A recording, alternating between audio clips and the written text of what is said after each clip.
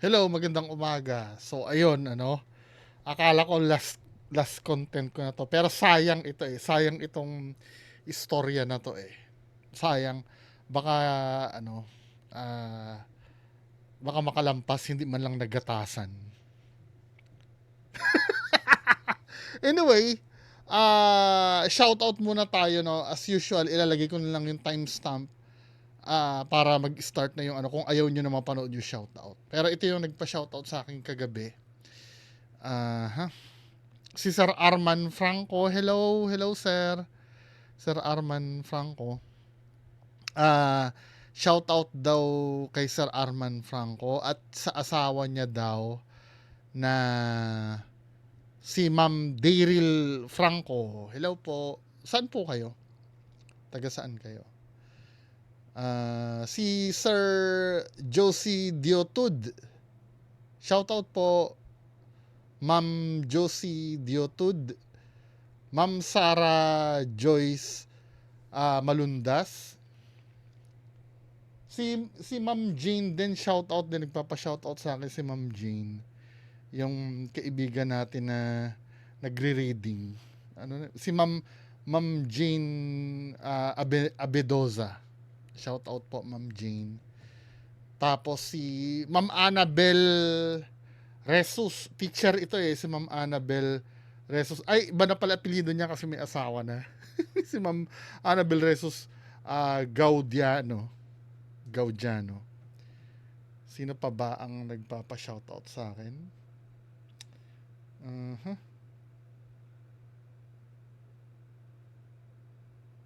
Si Ma'am Natalie Dente din, shoutout po. Si Sir Ezekiel Adam Yeshua, Sir KD Kaiko, Sir Nino Angelo Iruma, hello po. Kamusta po? Salamat po sa suporta. Si Ma'am Bell Reeves, kamusta po? Salamat sa pagsuporta. Si Sir Christopher Nonailiada, matagal ko na itong subscribers noon pa. Salamat Sir Christopher Nonailiada.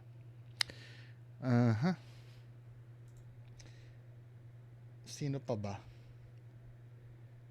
Sir Michael Ray Manansala Balsita, hello. Sir si Japanese na naman, di ko na naman po alam kung anong basa. Ma'am Sachi Dasi, hello. Ma'am Linsudo, hello. Ma'am Arceli Noot Tumaklas, hello po. Shout out po. Sir Bong J Narido, hello. Shout out Sir sino pa ba? Sir Alfred Senedrin. Si Sir Jason Sir Jason de la Serna. Uy, siya, shout out sa Moss Valley, New South Wales, Australia. Parehas kaming nurse. Kaya lang hindi na po nurse ngayon. Good luck Sir Jason de la Serna. Salamat po sa suporta. Biro mo nakakaabot tayo ng Australia no?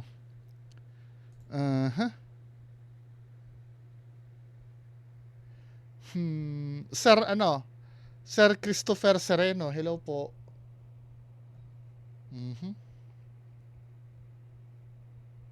Sereno, sorry. Sir Christopher Sereno. Mukhang nagkamali ba ako ng bati sa iyo, sir? Pasensya na Sir Christopher Sereno. Ma'am Valerie Barrias, Sir Glenn Kabangbang. Sino pa ba? Ma'am Nimpa Bartolome, hello. Sino pa ba? Sir Ridge Bobila. Hello po. Sir Lian Oravla uli.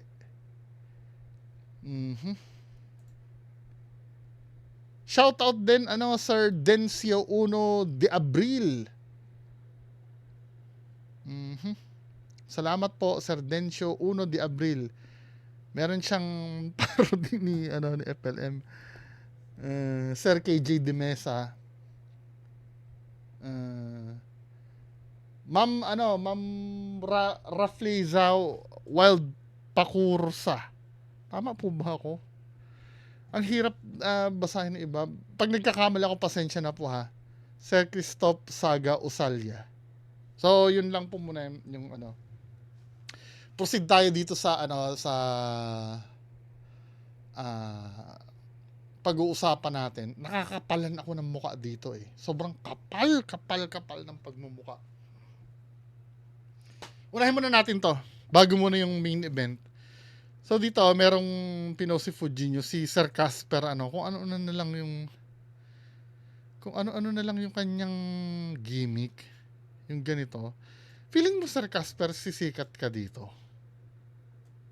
Well, pwede naman, no? Kaya lang, nakilala ka na as as right hand ni FLM eh.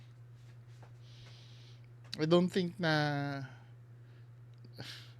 kasi sa totoo lang, instead na matawa sa mga naiinis lang. Diba? Napanood mo na? Opo sir, nakakausap din po ako, pangalan di po ganyan. Ano ba number mo para pag-call mo sa akin, alam ko? Call ka sa number ko. Estudyante po ako, tatay ko pa kasi.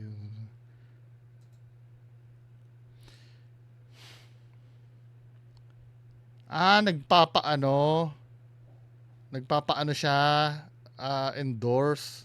Tama ba ako? Pa-endorse mo na yung kainan mo, ha. Punta kayo, sir. Gagawan ko ng video, send ka lang ng details at picture ng karinderya mo. Ano ba to? May delusion ba siya na may may power yung pag-endorse niya? Dahil right hand siya ni Sir FLM. Ano ba, yan ba yung pinalaki ng ulo sa inyo ni Sir FLM na may kapangyarihan yung endorsement nyo? Wala kasi pantawag sa naka-wifi lang po ako. Sir, magkano naman daw po, sabi ng tatay ko. Need ko po magpasa ng mga picture. Iba na to. Grabe nag-endorse si Sir Casper. Anyway, dito tayo sa sa main issue. Need niya wala na ba talaga siya kay Sir Norman Mangusin? Uy, Sir Casper, may kaso ka pa. Kung ako sa'yo, lumapit ka na kay Sir MG. Ito yung busit ako nung nakita ko to kagabi eh. Ang kapal ng mukha, Kasi sabi ni Sir Fujinyo dito, inakalang si Norman Mangusin ang kanyang kausap. Ipinahayag ni FFCI President Edovigues Orito Batalan na handa siyang pakiusapan si Karen Whitmore kaugnay ng kasong isasampa sa pagdating nito sa Pilipinas. So, ito ito yung tinanong din sa akin ng isang nag-PM sa akin, sino daw yung nababanggit na Edeline Ladyaw? Kasi si Ma'am Edeline Ladyaw, yan yata yung bagsakan ng pera na pinapadala. Siya. Kaya liable sila. Just imagine pag nagsampa ng kaso si Ma'am Karen Whitmore, I'm so sure hindi lang siya yan. Meron pang sasama sa kanyang iba na magsasampa ng kaso. Ang dami nun. 'Di ba? Ang dami nun, men. Parang sinisingil na kayo ng ginawa nyo nung nakaraan. Ayan merong convo dito. Di umano, akala ni Sardong Batalan, si FLM kausap niya dito. Sabi ganun, Dong, si Francis to, kamusta? Okay lang. Napanood mo ba upload ni MG? Oo, boss. Karen. Paano natin 'to malulusutan, magkakaso daw. 'Di naman direktang nakipag-usap. May mga resibo kasi dong, yun yung mahirap malusutan. Sabi gano'n. Ah, Sila Ma'am Edith at Kathleen nakipag-usap sa kanya. May mga resibo kasi dong si Edeline ang sasabit sa kanya account pumasok. So ilalaglag nyo si Ma'am Edeline? Ito? Yung pinagpapadalhan ng pera? Si Ma'am Edeline Ladyaw? Ito yung minention, di ba, na pinapadalhan ng pera? Kasi sa pagkakaalam ko lang ha, parang naban yata kayo eh. Dahil di ba na-report sa SEC yung FFCI nyo, parang na-blacklist kayo lahat. Tama ba ako? Kaya naghanap kayo ng pagpapadalhan ng pera. Sino ba nagkwento sa akin nun? I think si Mother Rock yata yung nagkwento sa akin nun eh. Si Ma'am Monique Barkman. Na lahat kayo nagkaroon ng problema. Kasi kahit si Sec AC. Yung secretary nyo dati na maganda, si Ma'am Sec AC. Yung naging kapalit ni Sec Yama, di ba? Kasi kasama sa board members yun eh, ng FFCI eh. Lahat kayo naban naban kayo lahat, di ba? Sa sa mga bangko. Kasi na-issuehan kayo ng revocation ng SEC. Well, yun ang pagkakaalam ko unless ipaliwanag nila, di ba? So ito si Ma'am Edeline Ladyaw yung parang pinakabagsakan ng padalahan nyo.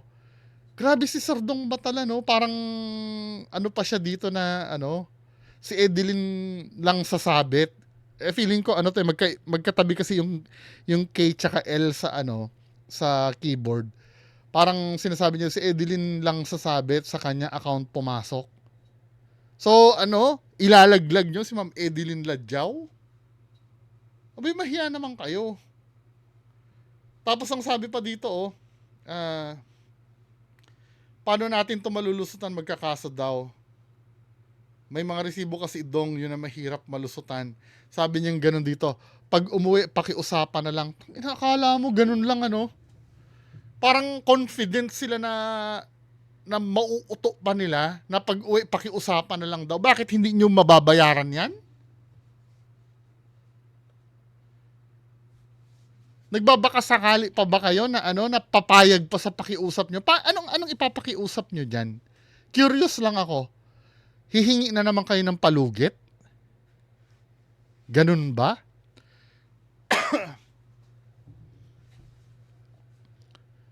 Feeling ko damay kayo dyan lahat eh. Lahat yan titingnan yung nako, di ba syndicated estafa yan kung no bail yan men. Ilan kayo Tapos may mga dyan, baka si Sarlimor kasama pa dyan. Isang grupo kayo nag-operate eh. Naku, sisingilin na kayo men ng gagawin nyo. Sabi pa naman ni Ma'am Karen Withmore, kahit hindi na sa mabayaran, mapakulong lang daw kayo. Damay kayo dyan. Alam ko, Sardong Batalan, damay ka kasi ikaw yung kausap eh. Ikaw yata yung nagbigay ng details ng bank account na padadalhan. Yan ang sinasabi sa inyo eh. Hindi habang buhay, akala nyo matatakasan nyo lang yon yung basta mag-quit lang. Meron kayong binangkrap na tao kasi. Kumbaga, ganun-ganun na lang yon. Hanggang ngayon naghuhulog pa sila ng utang. Tapos okay na. Since wala na ako dyan, ganun ba? Nakakwentuhan ko si Sir JC De La Cruz. Yung isang tao niya din, si Bon, umiiwas na rin eh. Damay kayo dun lahat. Hindi, depende sa depende sa participation nyo, pero Hindi pwedeng hindi kayo madamay Sardong Batalan dyan. Yung sinasabi mo dito na si Edeline lang ang sabi gano'n, si Edeline lang kung sasabi sa kanyang account pumasok. Yung safe to say ba na siya yung bagman? 'Di ba? Kasi sa kanya bagsakan ng pera nun eh. 'Di ba? Si Edeline lang sasabit sa kanyang account pumasok. Hindi. Kayo kasama kayo diyan lahat. Ang tanong, sino nagbigay ng details ni Edeline? Malamang ikaw din. Sino ang naghikayat na magpadala? Malamang si FLM din. Hala kayo. Hala kayo. Balita ko, marami pa eh. May isa pang mami na na i-interviewin eh. Yung i-interview ng isang mami, nakasagutan ko naman yon, legit. Nabalitaan ko lang, i-interviewin.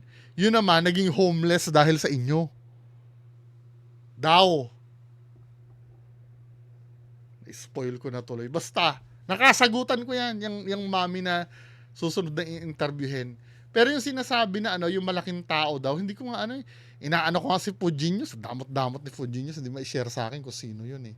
Well, Sabado, 'di ba dapat ngayong Friday i-upload 'yon, bukas pa yata. Parang ni-reschedule no. Yung malaking tao daw ni na-excite din tuloy ako. Dito ako na parang napundi no. Pag-uwi daw, pakiusapan na lang. Feeling nila mahihilot pa nila no. Sanay kasi kayo, sorry sir sanay kasi kayo na tanga yung kausap nyo. Doon kayo sanay eh. Yung nauuto-uto nyo. Katulad nung sinabi ko kasi, darating ang time na natututo din yung mga yan. Matututo yan at hindi na magpapauto yan. Ay, maniwala kayo sa akin. Hindi na magpapauto yan sila Ma'am Karen Whitmore. Nasagad na eh. Well, depende na lang kung anong magic ang gagawin nyo para makumbinsin nyo, no? Nagsasalita pa yung boss mo Sardong Batalan na pagsasampal-sampalin daw. Ay, tinan nyo ha. Gagi, pagsasampal-sampalin niya daw. Pag nagkita. Parang tanga naman. Diyos ko. Ano ba yun yung sinabi ni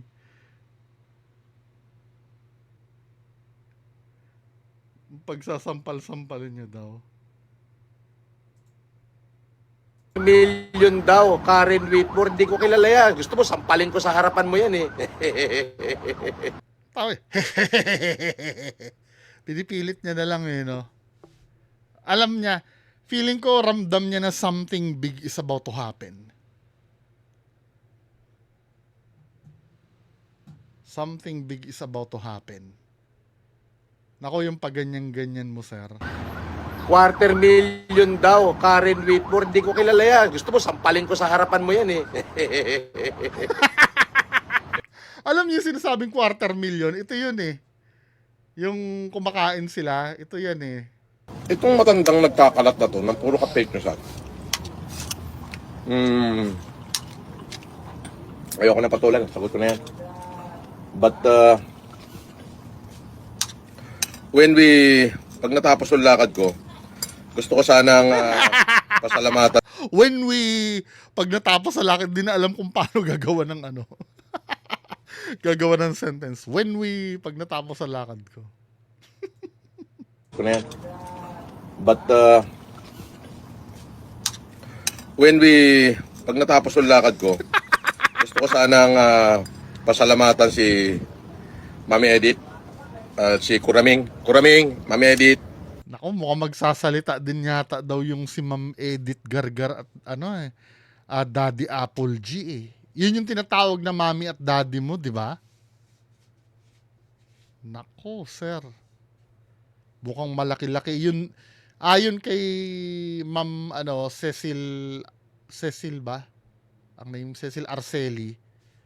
Yun daw yung nagsangla ng lupa sa Ilocos na currently dinemanda daw ng mga pamangkin kasi nga yung pinagkakabuhayan nilang lupa ay isinangla para sa'yo. 'Di ba? Tingin nyo maho-hold nyo pa yon? Nako.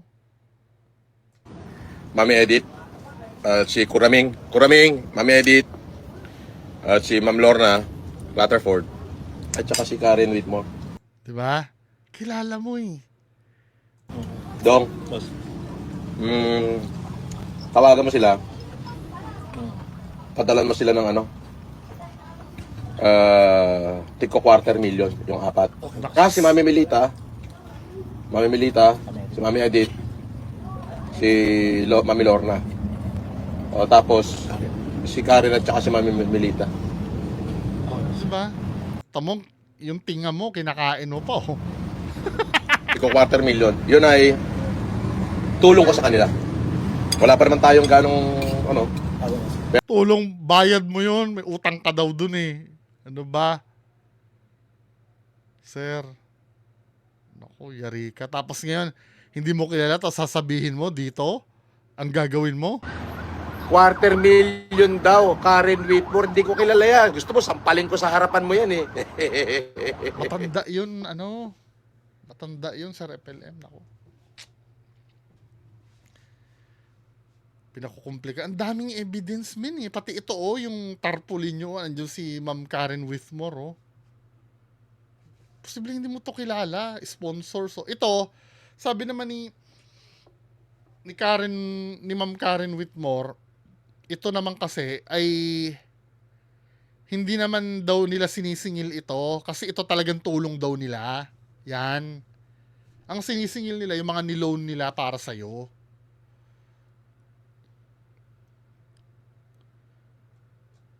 Tingnan natin ano na ba bukas? 30 na, ay 30 na ngayon ano? 30 na. Bukas tingnan natin yung 40 million mo. Di ba mamimigay ka ng 40 million worth na ano na humanitarian bukas? Wala ka, sir. Tapos ang galing niya pa mag ano ngayon, ang galing niya pang parang mag-pretend na ano, okay pa siya. 'Di ba? Yung parang alam mo yung wala lang sa kanya yung nangyayari. Alam mo naman yung almusal ni Aba. Nung bata ako, almusal lang niya, 1.5. Almusal lang niya. Tingnan mo naman, oh. Tama, yung tawa niya hindi na nag-register sa mukha niya eh. Parang yung mga sinasabi niya dito fillers na lang. Para kasi siguro tinatakot-takot na siya ng mga nagko-comment sa kanya no na uy, ididemanda ka daw. Parang dinadaan na lang sa ganyan. Kasi ano eh, walang bearing ito min eh. Almusal lang niya, 1.5. Almusal lang niya. Tingnan mo naman, oh. Oh. Ala, lagot ka. Sardong Batalan, lagot ka rin. Sabi ko na kayo sa'yo, Sardong, eh, di ba? Year 2022 yata 'yon. O tama. Alam ko may time na tumamlay kayo dati eh. Nakakausap ko ito si Sardong Batalan eh. Well, hindi naman yung direkta ano. Pero nakakausap ko siya dahil nagko-comment ako sa live mo, 'di ba? Ang channel pa ni Sardong Batalan dati noon, yung Cooper Vlog. 'Di ba? Sinasabi ko kasi para nagpapahiwatig ka na Sardong Batalan na aalis ka na noon. 'Di ba naghahabilin ka na kung sino may iwan eh. Pero parang naligawan ka yata na manatili. Pero yan, tuloy. 'Di ba? Sir eh. Anyway, ano masasabi nyo dito sa napag-usapan natin? Magandang umaga sa inyo lahat. Bye-bye.